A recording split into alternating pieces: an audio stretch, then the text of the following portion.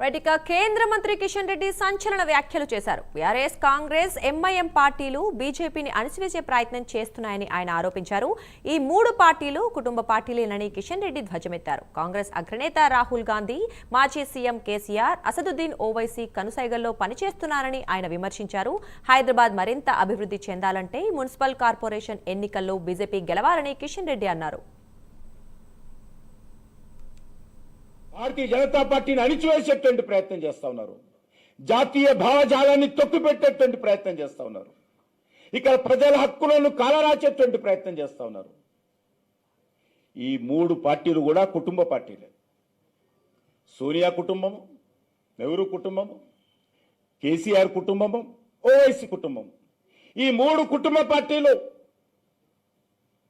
ఈరోజు తెలంగాణ రాష్ట్రాన్ని, హైదరాబాద్ నగరాన్ని మరి తన కబంధ హస్తాల్లో పెట్టుకొని ఆడిందే ఆటగా పాడిందే పాటగా గత కొన్ని రోజులుగా ఏ రకంగా చలామణి అవుతుందో మనం చూస్తున్నాం.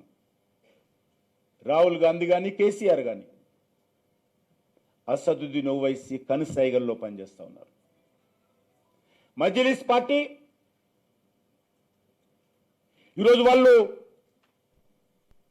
బీఆర్ఎస్ కు దగ్గరనా, కాంగ్రెస్ కు దగ్గరనా అంటే అది ప్రధాన విషయం కాదు. బీజేపీ వ్యతిరేకత ప్రధాన అంశం. వల్ల బీజేపీ పెరగకుండా చూడడమే ప్రధాన అంశం. కాబట్టి మజ్లిస్ పార్టీ భారతీయ జనతా పార్టీని పెరగకుండా చూడాలనే దృక్పథంతో రెండు పార్టీలతో సంసారం చేస్తా ఉన్నారు. ఈ రెండు సన్యాసి పార్టీలతో సంసారం చేస్తా ఉన్నారు.